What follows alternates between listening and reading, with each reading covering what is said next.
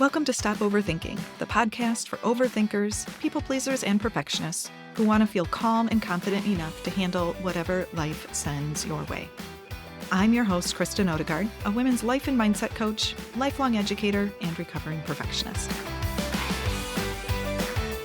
Hey, thank you for joining me for another episode of the Stop Overthinking podcast. Today, we are going to talk about feelings. We have it so mixed up with feelings. And so many of us were taught things like, another person makes me feel this way. She makes me so mad, for example. We blame others for how we feel. We don't learn how to identify our feelings. And we think people are wrong to feel certain ways in certain situations, or that we ourselves are wrong to feel certain emotions. We don't even know what to do with a lot of the feelings that we experience. So today I'm going to pull back the curtain on all things feelings and have a wide open discussion on why this is important, why we need to know how to name them, why we need to take ownership of them. So I want to start with a caveat that for the purpose of today's podcast, that I am using feelings and emotions interchangeably. So there is some distinction between them, but for the purpose of this, I'm just going to use them interchangeably today. So one of the first things that I want to start with is, why is it even important to know how to name our feelings? And there's some research that Brene Brown did. She talks about it in her book, Atlas of the Heart, that over a period of 5 years and 7,000 individuals, that the average number of emotions that people could name was 3: happy, sad, and angry. And that's a problem for one reason. And this is another Brene Brown analogy that she uses, that imagine you had a shooting pain in your hip. So severe, it hurt to walk, it took your breath away, you couldn't work, you couldn't sleep. Life was hard with this pain. And when you finally get into the doctor's office, they ask what's going on. It's like there is tape over their mouth, your hands are tied behind your back, and you're trying to yell through the tape, free your hands just so you can point to where this is going on, but you can't. Like, you don't have any way to identify where this pain is coming from. And that would be horrible for most of us. Yet that is the scenario that most of us find ourselves in with our emotions, in the fact that we don't know how to identify them. We don't know where it's coming from. We don't know how to talk about them. And it just leaves us kind of trapped. That's why it's so important to have these conversations, teach our kids, learn ourselves, and to improve on this. It improves relationships, it improves communication, and it also is a way for us to just understand what's going on physiologically in our body and mentally in our own minds. So the other piece with this that we need to talk about is, like, where do those feelings come from? And this is another piece that most of us got wrong. We learned it wrong. And you may have heard things like, or that you've said it yourself, like, she makes me so mad. Or maybe a child does something and, oh, that makes mommy so sad. Or this little, kid on the playground needs to go apologize because you made Susie feel bad. And the problem with this is no one can make you feel anything. Okay. A feeling isn't a tangible thing. You can't, like, take it from your body and hand it off to another person to make them feel a certain way. Nobody's brainwashing you. Nobody's handing you this feeling. It's coming through your own filter of what else is going on, your expectations for the situation. Ultimately, it's just how you're thinking about it. And it's not them, it's you. So this whole idea was another thing that just blew my mind. And you hear me say this on a lot of these podcasts because I'm talking about some of the really big ideas in these first few podcasts and stuff that makes a big change. And then we'll get into the nuances as I keep going. So this is another one that it was so hard for me to wrap my mind around because it was so contrary to everything that I had learned. And it was like, well, of course other people make me feel things. I'm around certain people and I feel happier. I'm around other people and I'm really irritated. But it's not them, it's me. Okay. So here's an example just recently. my son and he's 15, and we have kind of a habit. He loves to send me and show me silly Instagram videos. And I go with it because, hey, he's 15 and he wants to like share something with me. And, that's great. So I'm happy to spend time with him and feel joy, connection, whatever it is. He's not making me feel anything. It's because I'm thinking, I'm glad he wants to spend time with me, or this is funny and, he's sharing, but he's not handing this off to me. So most of the time, this is a good thing. And I'm thinking good thoughts. I'm feeling good feelings about it. But this past weekend, it was 11 p.m. We had just come back from our trip from Las Vegas. So we had a full day of airline travel. I had to get to long term parking and then drive 2.5 hours back home. And we had just spent 6 days together 24/7. So it's 11 p.m. and I don't care about cute dog videos or mountain bike daredevil stunts, things that we normally watch. I just wanted to be alone. I wanted my room to be quiet. I wanted to go to bed. And honestly, I just wanted some space.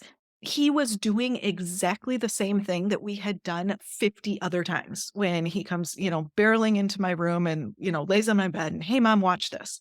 He wasn't making me feel annoyed or irritated. It's because how I was thinking about it changed. I was thinking, I'm tired. We've had a whole lot of bonding time. You know, leave me alone right now. It wasn't him. It was me. And somewhere along the lines, we just learned to give away our feelings to other people. We learned to blame other people for our feelings. And a lot of times this was so we didn't have to take responsibility for them. Especially we have this whole concept of there's like bad feelings and good feelings. Good feelings are ones that, make us feel good. And we give those away to other people too. But those bad feelings that we feel like, then I can't change it and we become victims.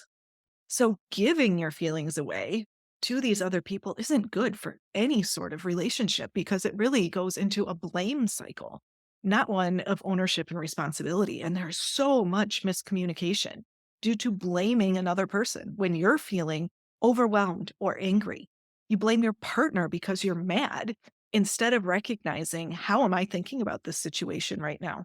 And a lot of this comes back to you think being mad is a problem.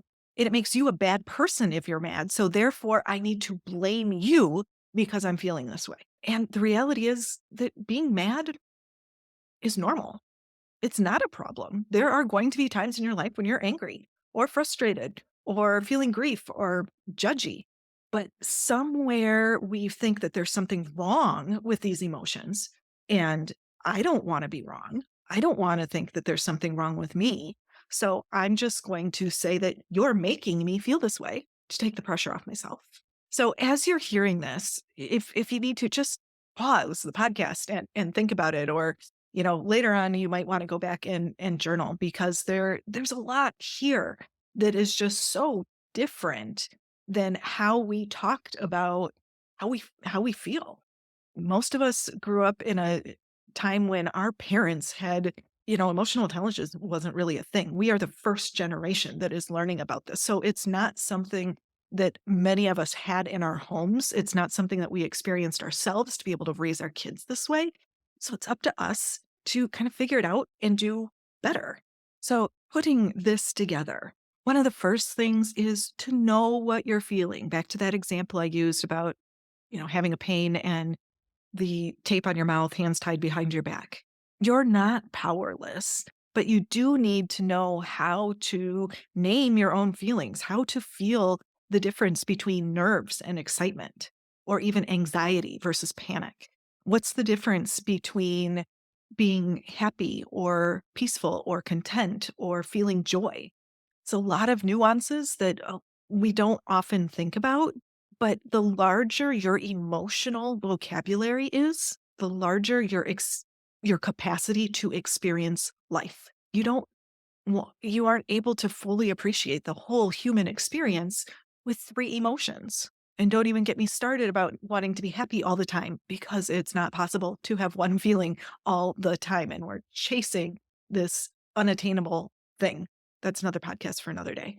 Okay. Knowing what is going on in your body. What does it feel like physiologically? And we don't have to be afraid of it. We don't have to blame other people. We don't have to stuff it down and push it away because we're cranky or just feeling, you know, tense. You can just feel it in your body. It's a physiological thing. Like, oh, this is what anxious feels like. This is what it feels like when I'm judging another person. This is what it feels like when I feel humiliated. Feelings wash through our body, usually in about 60 to 90 seconds. And when you can identify what that emotion is and feel it instead of stuffing it down or resisting it, you know that you can handle whatever is coming at you.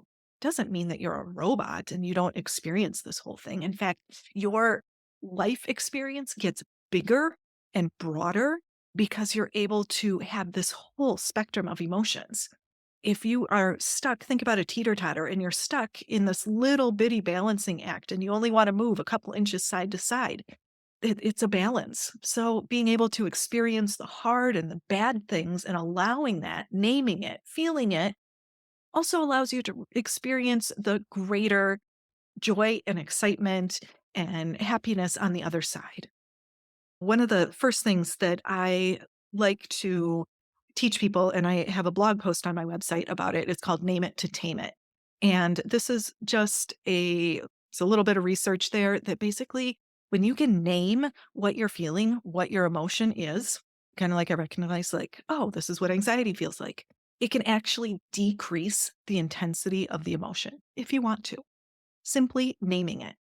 It's like validation in your body. And so this is a great thing for you to recognize, to start being able to just identify what's going on in your brain and that connection to the feelings and emotions in your body. And it's also a great thing if you have kids or you work with kids or other people to encourage them to do the same thing. So naming it to taming it, having the vocabulary to the emotional vocabulary to express how you're feeling is really important and a great place to start. The other place with that then is having the ownership to recognize nobody else is making me feel a certain way. And there isn't anything bad if I'm feeling this way. Like my feelings are valid. And that distinction is important because if you don't want to feel angry anymore and you hand it to another person, you have given away your ability to feel differently. Where if you accept responsibility, like, yeah, I'm feeling bad and there's nothing wrong with that, you also have the ability to tone down that anger, to hang on to it if you really want to, or to be able to maybe change it and recognize there's something underneath that anger. A lot of times anger is a secondary emotion. For me, it's often it's sadness and disappointment quite often. So owning your emotions can be challenging just because it's so different than anything that we've ever done, but it's also really empowering and freeing to be able to recognize that I'm in charge, not somebody else. I don't have to rely on somebody else to make me feel good because if it's somebody's problem that I'm feeling bad, I'm usually relying on some external things to make me feel good as well. And so when you're able to take that power back, when you're able to expand what you're able to feel and experience, it just opens up so many things for you. Okay, I want to add one last thing for people pleasers. Go back and listen to this and understand that if you are responsible for your feelings, that means other people are responsible for their feelings, which means you can't make other people feel a certain way. So much of people pleasing is wanting to keep other people happy, not wanting them to be disappointed in you, trying to feel validation from or appreciation from somebody else. And this is huge to be able to break some of those people pleasing patterns is you are responsible for your feelings and they are responsible for theirs. You can't make other people like you, feel proud of you, love you, appreciate you. Their feelings are coming from their filters, their expectations, their own brain. And by trying to manipulate another person's feelings, it's really not an authentic connection or relationship. So that's something that we work on in coaching. So much is not just being able to take care of our feelings, but then letting go of that control that other people aren't responsible for our feelings, but also I'm not responsible for someone else's. Now, this doesn't mean that you can be mean and crabby or any of those other kinds of things. We'll talk about being your, authentic self and living in integrity and being the person that you want to be, but also allowing the other person to just feel how they want to feel instead of trying to do things to make them feel a certain way, which is impossible. Okay, that's this whole entire podcast. You can't make somebody else really feel a certain way. You can try really hard, and sometimes it might seem like it's working, but it's because they're choosing to think those certain things. You can't make them feel it. And so when you are constantly trying to do this thing that it's impossible, you're adding layers of just frustration and overwhelm and sadness or disappointment to yourself.